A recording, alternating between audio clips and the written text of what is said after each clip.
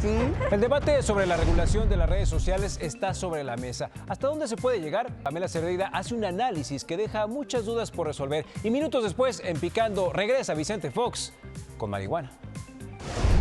Después de 2 días en que el portal para registrar a los adultos mayores para la vacuna ha estado sin funcionar, creo que al gobierno ya se le han de estar quitando esas ganas de crear su propia red social.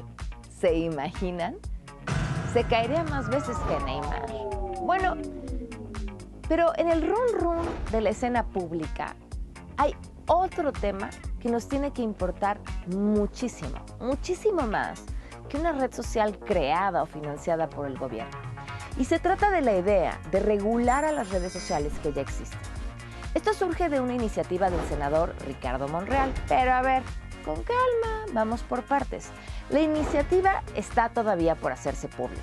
Quienes la han tenido en sus manos son el propio senador y, según él mismo dijo, ya también directivos de las distintas empresas de redes sociales, como Twitter, Facebook, Amazon.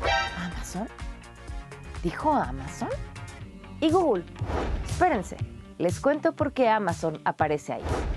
Esta es la historia de Parler, una especie de Twitter, una red social fundada bajo la bandera de la absoluta libertad de expresión y que las conversaciones fueran con personas reales y no con bots, como a veces sucede en las redes sociales. Esto la convirtió en la aplicación preferida de los partidarios de ¿quién? De Donald Trump. Incluidos, por supuesto, los personajes tan caricaturescos que tomaron el Capitolio. Así que esta red, que tuvo el año pasado 10 millones de descargas, empezó a tener todavía mucho más éxito una vez que las cuentas del entonces presidente Donald Trump fueron bloqueadas en las distintas redes sociales, o sea, en Twitter y en Facebook. Pero entonces, Apple y Google decidieron retirar Parler de sus tiendas de aplicaciones y Amazon anunció que ya no alojaría esta red social en su servicio en la nube porque no vigilaba las publicaciones y que estas publicaciones incitaban a la violencia. ¿Qué está pasando? Empresas privadas como reguladores de la conversación. Es por esto que desde la versión del senador Monreal, la iniciativa que aún no conocemos busca garantizar la libertad de expresión. Pero ¿cómo lo haría?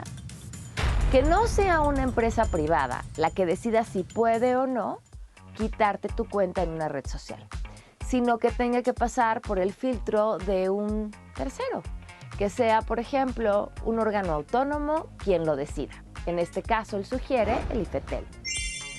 Y es que en esto hay truco.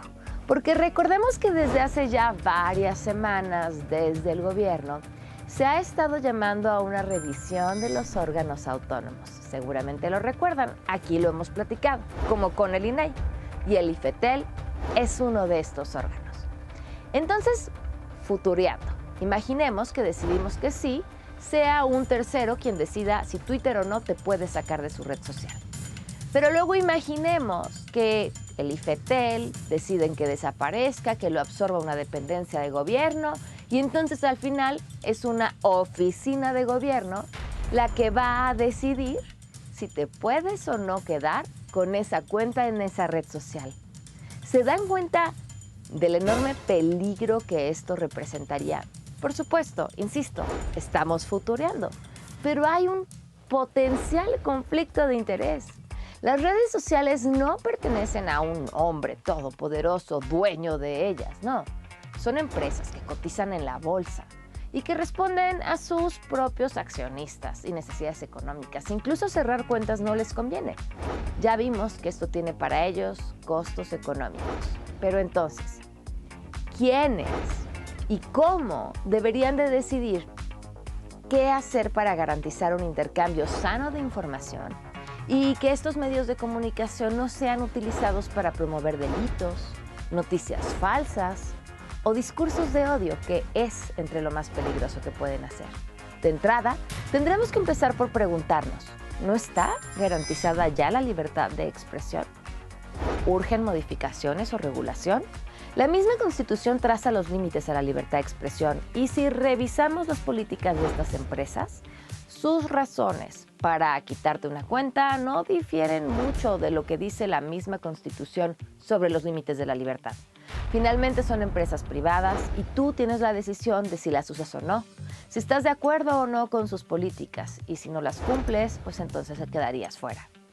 Hay algo en lo que coincido sin duda alguna, y miren que dudar es mi chamba, con el senador Monreal. Este debate es muy interesante y apenas está empezando.